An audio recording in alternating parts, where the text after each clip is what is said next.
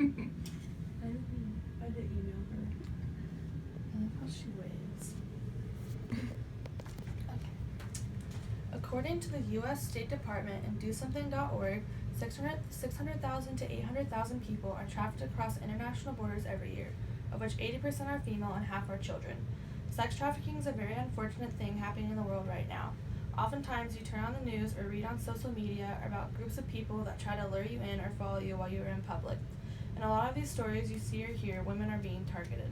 You don't ever think it'll happen to you, but it's imperative to know what to be aware of, especially in public. On sharedhope.org, sex trafficking is described as when someone uses force, fraud, or coercion to cause a commercial sex act with adults or causes a minor to commit a commercial sex act. Now, a lot of that definition needs to be defined, especially what constitutes a commercial sex act and what coercion is. A commercial sex act is the use of prostitution, pornography, and sexual performance done in exchange for any item of value, such as money, drugs, shelter, food, or clothes. Coercion is the practice of persuading someone to do something by using force or threat. Lots of people assume trafficking only takes place in big cities such as Cincinnati or Los Angeles, due to there being a larger population, so it would go unnoticed easier. Well, that is a misconception because in reality it could happen at your local mall or grocery store. Sex trafficking is like a disease. It is everywhere and you don't really think you could get it until you actually do. Being cautious and informed is the best thing. Sex trafficking is a terrible form of slavery going on in the world. In order to work to prevent the amount of sex trafficking going on, it's important to know how trafficking occurs, what to do in a trafficking situation, and how to take strides towards stopping trafficking. In order to understand more about trafficking, one of the biggest things to know is how trafficking works. According to weaveinc.org, there are several common ways for trafficking to occur. Common ways traffickers lure victims are performing a false marriage proposal and turning it into bondage, being sold into trade by parents, husbands, or boyfriends, promising a good job, or just kidnapping.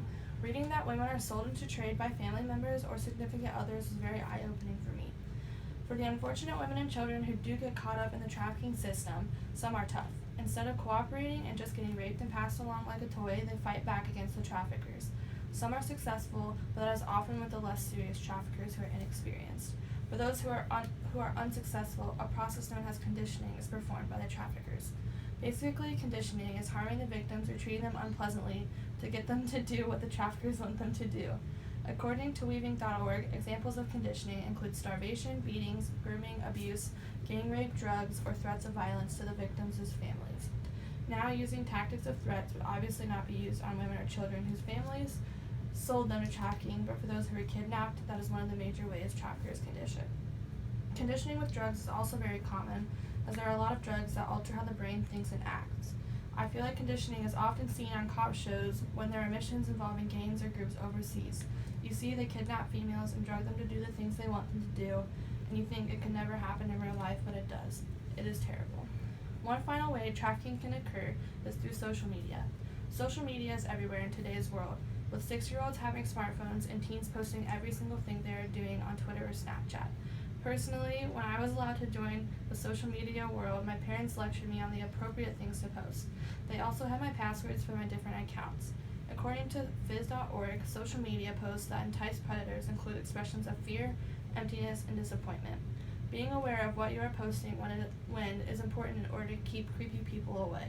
A lot of the times when I was younger, I was annoyed my parents were so strict with my usage of social media, but now I'm super thankful they were because all along they're protecting me from the predators. The best thing to do as a parent is to educate yourself on social media and the websites that your children could be on. Parents also need to know what their children are posting in order to protect them. Branching off of social media, knowing what your child is texting and to whom they are talking to is another important thing to pay attention to. Teens like to be rebels and engage in things they aren't supposed to, so sexting is a popular form of communication among them. Among teen trafficking, sexting causes traffickers to threaten blackmail, causing the teen to do whatever to protect themselves from school, jobs, or family from finding out what has happened behind the screen. A news channel did an investigation on how sex traffickers use social media to target victims. From the video on youtube.com, the best advice I can give to the teens of America is to be responsible with their social media usage. The only people that are going to care about your moods or your deep thoughts are those that know you are super vulnerable and the ones that will take advantage of you. Now that you know the background of sex trafficking and how it can happen, it's important to understand what to do if you suspect there's a trafficking situation going on. Due to coercion, potential trafficking victims are often too scared to trust that people are trying to help. Knowing what to look for and how to approach a potential victim is important for their physical and mental safety and well-being. The first way to ensure your curiosity of whether you suspect someone is a trafficking victim or not is to know the indicators. According to www.state.gov, some big red flags are if someone is living with their employer, multiple people are in a cramped space, there's an inability to speak to an individual alone, or an individual's answers are scripted and rehearsed. There are signs of physical abuse, or they're acting submissive or fearful. Due to there being more than one situation for some indicators, it is also important to know what questions to ask. State.gov also provides guidance of what those questions should be. Examples include, have you been hurt or threatened if you try to leave? Where do you sleep and eat? Has your family been threatened, or do you have any form of identification? Victims may be skeptical at first to answer, but they'll be so neglected of love and kindness they would answer eventually. If you do happen upon a trafficking victim, it's vital to know that it's unsafe to try and stop a trafficking occasion by yourself. There are multiple organizations to contact where they can get help, one of them being the National Human Trafficking Line. Sex trafficking is a terrible modern form of slavery, and it needs to be diminished. The best thing we can do as a country is take strides towards stopping it little by little. NewYorkPost.com reported on a recent traffic bust in Michigan where 123 missing children were found safely, finding over half the missing children in the case file. U.S. Marshal Services stated in that report they will never stop looking for the missing children that are victims of this. Due to sex trafficking being so bad, different countries are implementing different laws and actions to fight to prevent sex trafficking. According to themuse.com, there is a bill reintroduced to Congress this year to reauthorize the Trafficking Victims Protection Act, which holds the government contractors accountable for using foreign labor recruiters that use exploited labor, helps law enforcement prevent and prosecute sex tourism, and creates a grant-making program to prevent sex trafficking and humanitarian crises.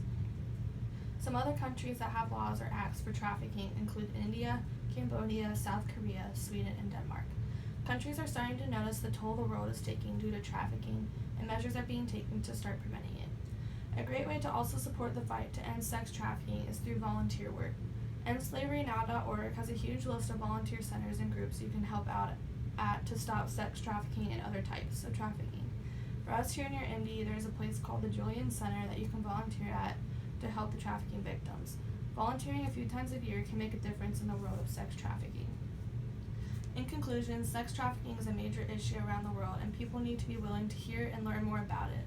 In order to work to end sex trafficking, people need to know how trafficking occurs, what to do in a trafficking situation, and what to do or how to take strides towards stopping trafficking.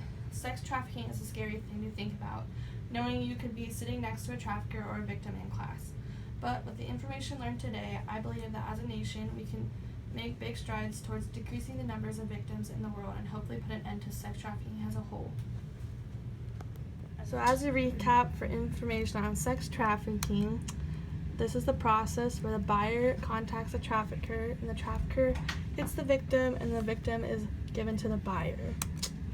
12.3 to 27 million people are trafficked every year, with $32 billion per year being made, making it the second largest criminal industry in the world. This is a map of the U.S. You can see that the East Coast is more prominent with sex trafficking than the West Coast. And then this is a picture that I'll leave you with that shows a girl chained together saying "not for sale."